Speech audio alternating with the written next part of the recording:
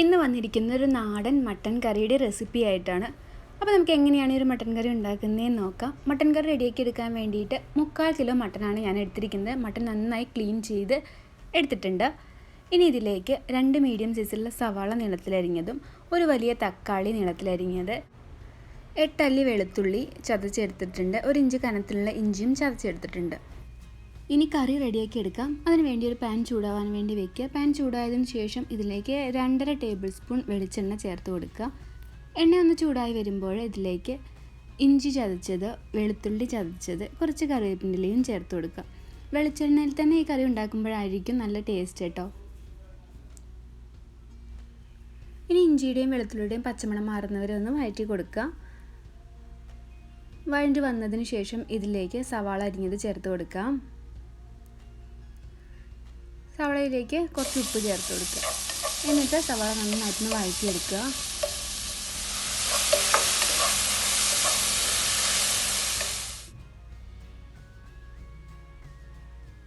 ഇത്രയും ആയാൽ മതി.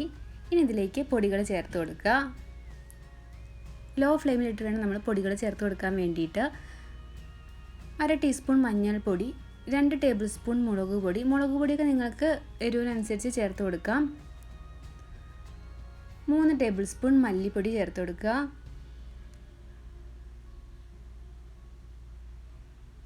3/4 ടീസ്പൂൺ വലിയ ജീരകം പൊടിച്ചത്,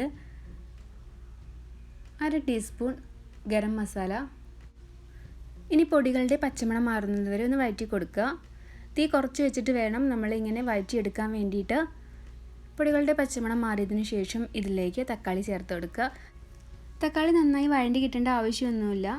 ഇനി മട്ടൻ ചേർത്തതിന് ശേഷം ഈ കറി കുക്കറിൽ വേവിക്കും. അപ്പോൾ തക്കാളി നന്നായിട്ട് തന്നെ വെന്ത് കിട്ടിക്കോളും. ഇതിലേക്ക് മട്ടൻ ചേർത്ത് കൊടുക്കുക. എന്നിട്ട് ഒരു 2 മിനിറ്റ് നന്നായിട്ടൊന്ന് ഇളക്കി കൊടുക്കുക. മട്ടൻ്റെ എല്ലാ ഭാഗത്തും ഈ മസാല ആകുന്ന രീതിയിലൊന്ന് ഇളക്കി കൊടുക്കുക. എന്നിട്ട് ഫ്ലെയിം ഓഫ് ചെയ്യാം. ഇനി കുക്കറിലേക്ക് ചേർത്ത് കൊടുക്കാം.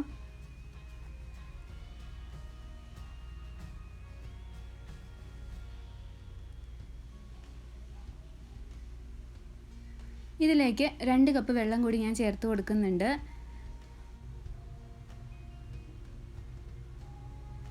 ഇനി കുക്കർ അടച്ചു വയ്ക്കാം. കുക്കർ അടച്ചു വെച്ച് ഹൈ ഫ്ലെയിമിൽ ഒരു വിസിൽ വന്നതിന് ശേഷം ഫ്ലെയിം കുറച്ച് വയ്ക്കുക. അങ്ങനെ 3 വിസിൽ. അപ്പോൾ 4 വിസിൽ കൊണ്ട് തന്നെ എൻ്റെ മട്ടൻ വെന്ത് വന്നിട്ടുണ്ട് കേട്ടോ.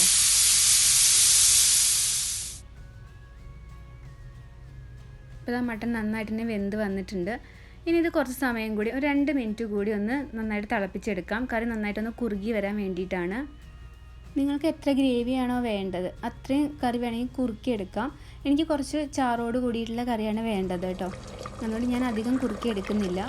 ഈ കറിയിലേക്ക് ഞാൻ കുറച്ചുകൂടി ഉപ്പ് ചേർത്ത് കൊടുക്കുന്നുണ്ട്. ഉപ്പ് നോക്കിയിട്ട് വേണം ചേർത്ത് കൊടുക്കാൻ വേണ്ടിയിട്ട്. ഇപ്പോൾ കറി റെഡി ആയിട്ടുണ്ട്. ഇനി ഫ്ലെയിം ഓഫ് ചെയ്യാം. ഇനി കറിയിലേക്ക് ഒരു വറവ് ഇട്ട് കൊടുക്കാനുണ്ട്. അതിന് വേണ്ടിയിട്ട് ഒരു പാൻ ചൂടാവാൻ വേണ്ടി വെക്കുക. പാൻ ചൂടായതിനു ശേഷം ഇതിലേക്ക് 2 ടേബിൾ സ്പൂൺ വെളിച്ചെണ്ണ, ഒരു വലിയ വെളുത്തുള്ളി ചതച്ചത് ചേർത്ത് കൊടുക്കുക. എണ്ണ ചൂടായി വന്നതിന് ശേഷം കേട്ടോ. ഇനി ഇതിലേക്ക് കുറച്ച് കറിവേപ്പിൻ്റെലയും ചേർത്ത് കൊടുക്കുക. ഇനി വെളുത്തുള്ളി നന്നായിട്ടൊന്ന് ഫ്രൈ ആയിട്ട് വരണം. ഇതാണ് ഈ കറിക്ക് കൂടുതൽ ടേസ്റ്റ് നൽകുന്നത്. അതുകൊണ്ട് ഈ വറവ് എന്തായാലും ചേർത്ത് കൊടുക്കണം കേട്ടോ. ഇനി ഫ്ലെയിം ഓഫ് ചെയ്തതിന് ശേഷം ഞാൻ ഇതിലേക്ക് 1 ടേബിൾ സ്പൂൺ കുരുമുളക് ചതച്ചതും 1/4 ടീസ്പൂൺ ഗരം മസാലയും ചേർത്ത് കൊടുക്കുന്നുണ്ട്. ഇത് നന്നായിട്ടൊന്ന് ഇളക്കി കൊടുക്കുക. കുരുമുളക് പൊടി എരിവിനനുസരിച്ച് ചേർത്ത് കൊടുക്കുക. കറി കൂടുതൽ എരിവുണ്ടെങ്കിൽ കുറച്ച് കുരുമുളക് പൊടി ചേർത്ത് കൊടുത്താൽ മതി കേട്ടോ. ഇനി വറവ് കറിയിലേക്ക് ചേർത്ത് കൊടുക്കാം. എന്നിട്ട് കറി നന്നായിട്ടൊന്ന് ഇളക്കി കൊടുക്കുക. എന്നിട്ടൊരു 5 മിനിറ്റ് കുക്കറൊന്ന് അടച്ച് വയ്ക്കുക.